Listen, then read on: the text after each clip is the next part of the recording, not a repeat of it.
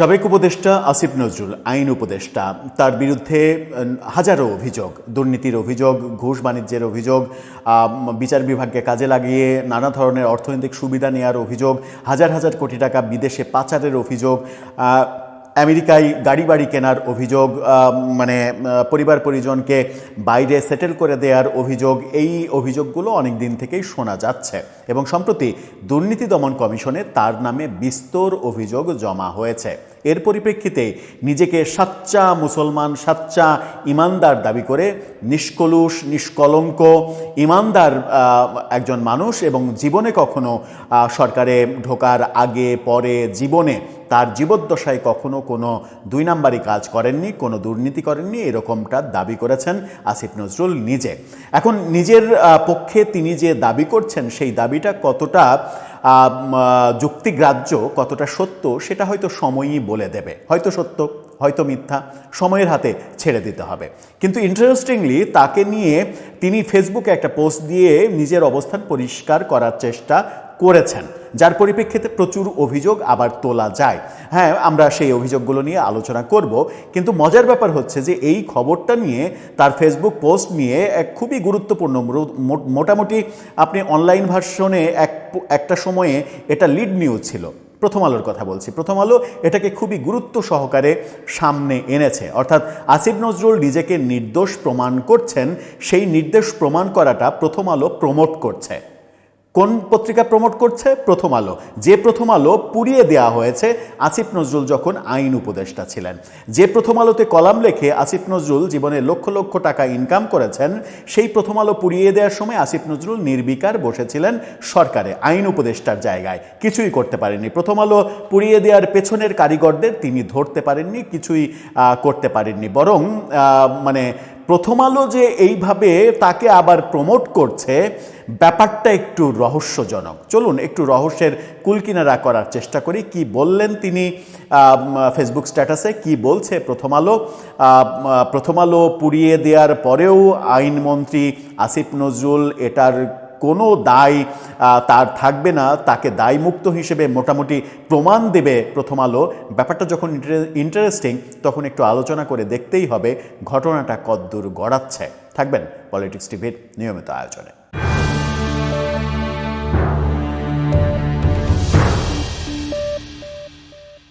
দর্শক, বলছিলাম প্রথম আলোর কথা। প্রথম আলো আসিফ নজরুলের যে আত্মপক্ষ সমর্থন ফেসবুকে, সেটা নিয়ে সেটাকে প্রমোট করছে, সেটা খুবই গুরুত্ব সহকারে প্রকাশ করে প্রমোট করতে দেখছি প্রথম আলোতে।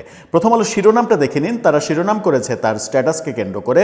সেখানে বলছে, সরকারে থাকা অবস্থায় আগে পরে জীবনে কখনো দুর্নীতি করিনি আসিফ নজরুল।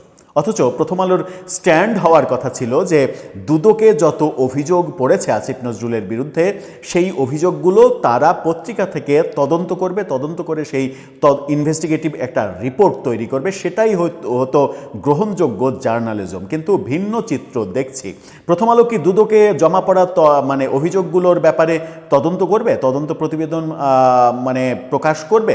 সেই প্রশ্নটা রেখেই যাচ্ছি আলোচনার শুরুতে। সেখানে কি বলা হচ্ছে, সরকারে থাকা অবস্থায় জীবনে আগে পরে কখনো কোনো দুর্নীতি করেননি।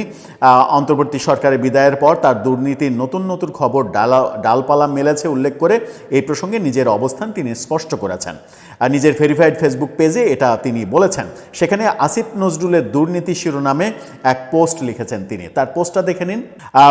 সেখানে পোস্টে তিনি লিখেছেন যে আসিফ নজরুল আমেরিকায় বাড়ি কিনেছেন, বউ বাচ্চা সব আমেরিকায় চলে গেছে, সেও শীঘ্রই আমেরিকায় ভেগে যাবে, এরকম একটা গুজব বছরখানেক আগে ইউটিউবে ছাড়া হয়। কে ছেড়েছিল? আপনার পক্ষের লোকজন, আপনার সরকারের পক্ষের লোকজন, আপনার সরকারকে যারা প্রমোট করেছে, যারা অনলাইনে বসে থেকে মবকে প্রমোট করেছে, ধারা বর্ণনা দিয়ে যারা 32-এ বুলডোজার দিয়ে ভাঙচুর করেছে এবং সেই বুলডোজার আপনার সরকার সাপ্লাই দিয়েছে, তারাই তো করেছে, তারাই বলেছে। আপনার পক্ষের লোকজনই বলেছে, আপনার বিপক্ষের লোকজনের বলার প্রয়োজন হয়নি। তার ব্যাপারে আপনারা কোনো ধরনের কোনো পদক্ষেপ নিতে পারেননি। সেখানে বলা হচ্ছে যে বিপুল সংখ্যক মানুষ এটি দেখেন এবং কিছু লোক তা বিশ্বাসও করা শুরু করেন। বিশ্বাস করা শুরু করার খুবই বাস্তবিক কারণ রয়েছে। এর কিছুদিন পর খালেদ মহিউদ্দিনের একটি অনুষ্ঠানে প্রসঙ্গটি উঠে। আমি হাসবো না কাঁদবো বুঝতে পারছি না, আপনার কাজই তো হায় আল্লাহ খালেদ বলে হাসা, আর তো কোনো কাজ নেই। শুধু বলি আমেরিকায় বাড়ি কিনলে রেকর্ড থাকে, কেউ তা লুকাতে পারে না। খালেদের অনুষ্ঠানে আমি সকল ইউটিউবার, সাংবাদিক ও গোয়েন্দাদের চ্যালেঞ্জ করি আমেরিকায় আমার বাড়ি থাকলে তার প্রমাণ খুঁজে বের করার জন্য। আমি এই অনুরোধও করি এই সংবাদের সত্যতা বের করতে না পারলে যে মিথ্যাবাদীরা এটি ছড়িয়েছে তাদের কোনো কথা যেন কেউ বিশ্বাস না করে। এই চ্যালেঞ্জ জানানোর পর প্রায় 8 মাস অতিবাহিত হয়েছে, কিন্তু আমেরিকায় আমার বাড়ি আছে এমন কোনো ঠিকানা, দলিল, সাক্ষ্য প্রমাণ কেউ দিতে পারেনি। পারার কথাও নয়, কারণ আমেরিকা কেন, বাংলাদেশের বাইরে বিশ্বের কোনো দেশেই আমার বাড়ি নেই, কোনো রকম সম্পত্তিও নেই। নানা ধরনের গুজব কিছুটা হ্রাস পায় এরপর, কিন্তু অন্তর্বর্তী সরকারের বিদায়ের পর হঠাৎ পরিস্থিতি বদলে যায়। আমার এবং আমার কিছু সহকর্মীর তথাকথিত দুর্নীতির নতুন নতুন খবর ডালপালা মেলতে থাকে। প্রথমে ফালতু অনলাইনে, তারপর কপি পেস্ট করে প্রায় ফালতু অনলাইনে, এরপর এমন সব কুখ্যাত অপরাধীদের মালিকানাধীন সংবাদ মাধ্যমে যারা অন্তর্বর্তী সরকারের সময় খুব একটা আনন্দে থাকতে পারেনি। ওই একই ভাষা, যে ভাষাটা মানে তার সাকরেতরা, শিষ্যরা প্রয়োগ করছে ইদানিং, যে কুখ্যাত, এই কুখ্যাতদের টাকা যখন আপনি নিতে পারেন, মানে আপনারা জুলাই ফাউন্ডেশনে দেবেন বলে টাকা নিতে পারেন। একজন তো নারায়ণগঞ্জে আওয়ামী লীগের দোসরের সঙ্গে আমি বসবই না বলেছেন, যার সঙ্গে টাকা নেয়ার, মানে যার কাছ থেকে টাকা নেয়া, জুলাই ফাউন্ডেশনের টাকা নেয়ার, চেক নেয়ার, 50 লক্ষ টাকা নিচ্ছেন জুলাই যোদ্ধারা, এনসিপির শীর্ষ নেতারা, সেসব ছবি গণমাধ্যমে মানে সামাজিক যোগাযোগ মাধ্যমে ঘুরছে। দেখে আসবেন নাকি সেরকম একটা ছবি? সেই মানে নারায়ণগঞ্জে বিকেএমই এর প্রেসিডেন্ট, তার কাছ থেকে সার্জিস এবং আক্তার হোসেন 50 লক্ষ টাকার চেক নিচ্ছেন, এরকম একটা ছবি সামাজিক যোগাযোগ মাধ্যমে ভাইরাল হয়েছে। ছবিটা একটু দেখে আসুন। এই ছবি কি বলে? এই ছবি এটা বলে যে যখন টাকা নেওয়ার প্রয়োজন হয় তখন সে সাধু, আর যখন টাকার প্রয়োজন ফুরিয়ে যায় তখন সে ফ্যাসিস্টের দোসর। ব্যাপারটা ওই রকম যে আমরা দেখেছি যে মানে যে মিডিয়ার কথা বলা হচ্ছে, মূলত আমি খোলামেলাই বলি যে এরা তো মূলত বসুন্ধরা মিডিয়ার ব্যাপারে অভিযোগ করছে যে বসুন্ধরা মিডিয়া এটা ওটা খারাপ। তো বসুন্ধরা মিডিয়া খারাপ, তাহলে বসুন্ধরা মিডিয়ার পৃষ্ঠপোষকতায় যা কিছু গত 1.5 বছরে হয়েছে বলে শোনা যায়, বসুন্ধরা মিডিয়ার পৃষ্ঠপোষকতায় একটি রাজনৈতিক দলের একটা কার্যালয়, বিশাল অট্টালিকায় পাওয়া গেছে একটা পুরো ফ্লোর, যে কথা শোনা যায় সেগুলো কিভাবে হলো? তখন বসুন্ধরা গ্রুপ খারাপ হয় না, কিন্তু যখন বসুন্ধরা গ্রুপের পত্রিকা নিউজ করে তখন সেটা খারাপ হয়। নিউজ করলে তো তার মানে ইয়েও আছে, প্রতিকারও আছে। নিউজ করবে, আপনি পাল্টা প্রতিবাদ দেবেন, যেখানে যে পাতায় যেভাবে নিউজটা ছাপা হয়েছে তারা সেইভাবে আপনার প্রতিবাদ ছাপাবে। তারা প্রমাণ করতে পারলে প্রমাণ হবে। আপনি যদি পাল্টা মানে প্রমাণ করতে পারেন যে সব দুর্নীতির অভিযোগ মিথ্যা, তাহলে মিথ্যা হয়ে যাবে। মানে এই যে গণমাধ্যমকে আক্রমণের ভাষা, সেই আক্রমণের ভাষার কারণেই তো প্রথম আলো এবং ডেইলি স্টারে মব হয়েছে।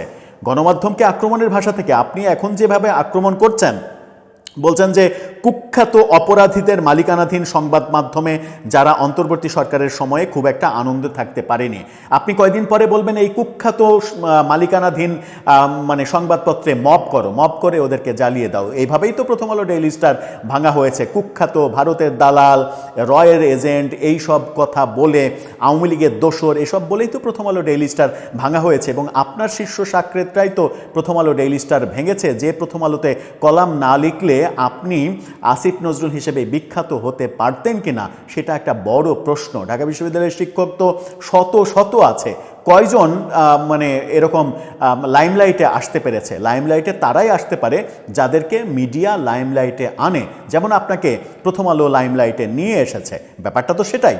এখন তিনি বলছেন যে এই সব খবর আমার সহকর্মীদের অনেকে পাত্তা দিতে চান না, আমিও চাই না, কিন্তু আমি জানি আমাকে বহু মানুষ ভালোবাসেন, আমার জন্য দোয়া করেন। হ্যাঁ, নামাজ পড়ে, তাহাজ্জুদ নামাজ পড়ে আপনার জন্য দোয়া করেন। তাদের একজনও যদি এসব মিথ্যাচারে কষ্ট পেয়ে থাকেন, তার জন্য আমার কিছু স্পষ্টভাবে বলা প্রয়োজন থাকে। আমার বক্তব্য এখানে অন রেকর্ড বলে রাখলাম, তার মতো মানুষদের এবং অন্য যে কারো জন্য। আমার বক্তব্য এক, আমি সরকারে থাকা অবস্থায় বা আগে পরে জীবনে কখনো দুর্নীতি করিনি। 1 টাকা, আবার বলি 1 টাকাও দুর্নীতি করিনি। আমার জ্ঞাতসারে কাউকে দুর্নীতি করতে দিইনি। আমি কোনো নতুন ব্যাংক অ্যাকাউন্ট খুলিনি। আমি কোনো নতুন সম্পদ, আমার কোনো নতুন সম্পদ হয়নি। আয়কর দেওয়ার সময় আমি কোনো সম্পদ অপ্রদর্শিত রাখিনি। আমি কোনো দুর্নীতি করিনি, করার প্রশ্ন ওঠে না। আমি কোনো স্বজনপ্রীতি করিনি। 2, 3 হচ্ছে আমি কখনো এলাকাপ্রীতি করিনি। এই ব্যাপারগুলো তিনি বলার চেষ্টা করেছেন, অনেক বড় স্ট্যাটাস। এখন ব্যাপার হচ্ছে যে দুদকে যে অভিযোগগুলো এসেছে, ঘুষ নেয়া, ঘুষ নিয়ে বিচারক বদলি করা, ঘুষ নিয়ে বিভিন্ন সরকারের গুরুত্বপূর্ণ প্রতিষ্ঠানের, যেটা আইন মন্ত্রণালয়ের আন্ডারে রয়েছে, সেই প্রতিষ্ঠানের বিভিন্ন জনকে বদলি করা, ট্রান্সফার করা, ঢাকার বিভিন্ন গুরুত্বপূর্ণ জায়গায় ট্রান্সফারের জন্য কারো কাছ থেকে 1 কোটি, 2 কোটি, 50 লাখ এভাবে করা, 20 কোটি টাকা ঘুষ নেওয়া একজনের জামিন করানোর জন্য, আন্তর্জাতিক অপরাধ ট্রাইব্যুনালে সাবেক আইজিপি চৌধুরী আবদুল্লাহ আল মামুনকে রাজসাক্ষী বানানোর জন্য 1000 কোটি টাকা লেনদেনের যে অভিযোগ উঠেছে সাবেক চিফ প্রসিকিউটরের বিরুদ্ধে। সাবেক চিফ প্রসিকিউটর কি এই কাজটা করতে পারেন যদি আইনমন্ত্রীর মানে না থাকে, ইঙ্গিত না থাকে, কিংবা আইনমন্ত্রী তার সঙ্গে জড়িত না থাকেন?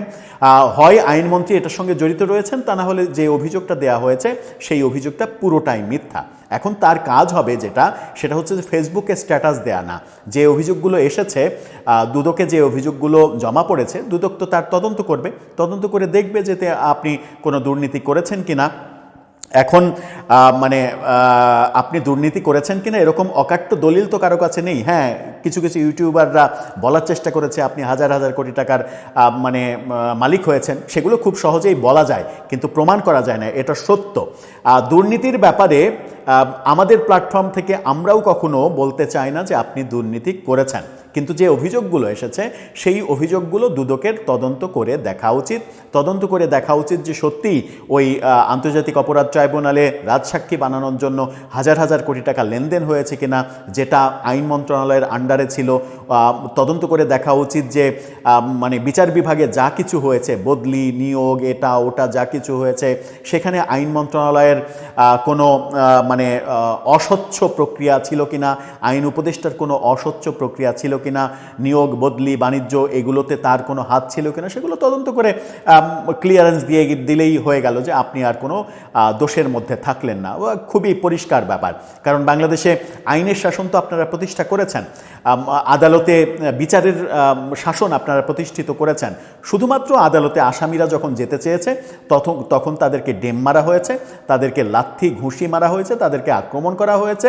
শুধুমাত্র আপনি আদালতে বলে দিয়েছেন যে ফ্যাসিস্ট কাউকে কোনো মামলায় জামিন দেওয়া যাবে না, তারা জামিন দেননি ভয়ে।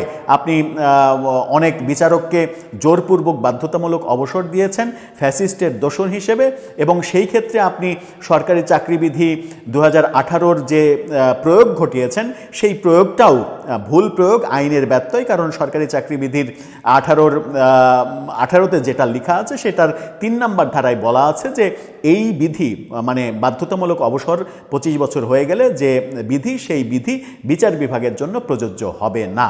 এবং 133টা অধ্যাদেশ যে জারি করিয়েছেন, গণভোটের অধ্যাদেশ জারি করিয়েছেন, জুলাই সনদ বাস্তবায়ন আদেশ জারি করিয়েছেন, এরকম অনেক আদেশ অধ্যাদেশ জারি করিয়েছেন রাষ্ট্রপতিকে দিয়ে, যেগুলো সংবিধান বিরোধী।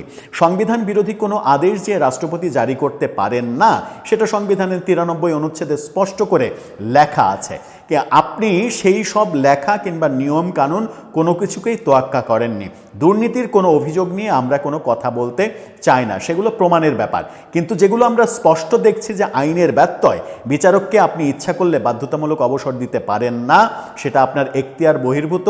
আপনি সংবিধান বিরোধী রাষ্ট্রপতিকে দিয়ে কোনো অধ্যাদেশ জারি করাতে পারেন না, সেটা সংবিধানের স্পষ্ট করে লেখা আছে। রাষ্ট্রপতি সংবিধান বিরোধী কিংবা সংবিধানের সংযোজন বিয়োজন করতে হবে, সংবিধানে নাই এমন কিছু কোনো অধ্যাদেশ জারি করতে পারবেন না। 93 অনুচ্ছেদে স্পষ্ট লেখা আছে। আপনি তো আইনের শিক্ষক, তো আইনের শিক্ষক থাকা অবস্থায়, আইন মন্ত্রণালয়ের দায়িত্বে থাকা অবস্থায় আইনের যত ব্যত্যয় ঘটেছে, সেই ব্যত্যয়গুলোর জন্য আপনাকে হয়তো প্রশ্নের মুখে পড়তে হবে, আপনাকে হয়তো জবাবদিহির মুখে পড়তে হবে। হয়তো খুবই সুন্দরভাবে আপনি জবাবও দিতে পারবেন। আশা করব যে আপনি কোনো ধরনের কোনো মুসিবতের মধ্যে পড়বেন না। আপনি সঠিক ব্যাখ্যাগুলো দেবেন যখন আপনাকে জবাবদিহি করা হবে। যদি এই ব্যাপারগুলো, যেমন এই যে আদালতে রিট হয়েছে গণভোটের আদেশ, জুলাই সনদ বাস্তবায়ন আদেশের ব্যাপারে আদালতে রিট হয়েছে, এবং আপনি খুব ভালোভাবে জানতেন যে সংবিধান বিরোধী এই কাজগুলো করলে আদালতে রিট হবে, এবং আদালতে রিট হলে এগুলো কোনো কিছুই থাকবে না। তাহলে আপনি জুলাই যোদ্ধাদের কাছে জবাব কি দেবেন? তারা তো, আমরা তো তখন অভিযোগ করতে পারবো যে এমন একজনকে আইন উপদেষ্টা হিসেবে আমরা বসিয়েছিলাম, যাকে দিয়ে আমরা এই কাজগুলো করিয়েছি, তার তখনই বলা উচিত ছিল এগুলো আইনের ব্যত্যয় হচ্ছে, এইভাবে কাজটা করলে পরবর্তীতে কোর্টে চ্যালেঞ্জ হলে সবগুলো বাতিল হয়ে যাবে, সুতরাং এই পথে যাওয়া যাবে না। কোনটা আইনের পথ আর কোনটা বেআইনের পথ, এটা আপনাকে বোঝার জন্য আপনাকে ওই জায়গায় বসানো হয়েছিল। কিন্তু আপনি অজ্ঞতার কারণে হোক কিংবা অনেক বেশি বোঝার কারণে হোক, আপনি সেগুলো করতে ব্যর্থ হয়েছেন এবং আইনের ব্যত্যয় ঘটিয়েছেন। এ কারণেই হয়তো আপনাকে জবাবদিহি করতে হতেও পারে। তবে দুর্নীতির ব্যাপার যথাযথ প্রক্রিয়া রয়েছে, সেগুলো তদন্ত হবে। তদন্তে আপনি মানে একেবারে নির্দোষ প্রমাণ হয়ে গেলে আপনাকে সবাই কাঁধে নিয়ে নৃত্য করবে, মাদল বাজাবে, ঢোল বাজাবে, নৃত্য করবে। আর যদি অভিযোগ প্রমাণিত হয়, তখন হয়তো আবার নতুন করে আরেকটা স্ট্যাটাস আপনাকে দিতে হবে যে আপনাকে মিথ্যাভাবে ফাঁসানো হচ্ছে। তখন যদি আপনি ফেঁসে যাওয়ার পরে বলেন যে মিথ্যাভাবে ফাঁসানো হচ্ছে, তাহলে কিন্তু আপনার আমলের 1.5 বছরে অনেককে যে মিথ্যাভাবে ফাঁসিয়েছেন সেই ব্যাপারগুলো জাস্টিফাই হয়ে যাবে। দর্শক, আপনার মতামত এ ব্যাপারে জানিয়ে দিন আমাদের কমেন্ট বক্সে।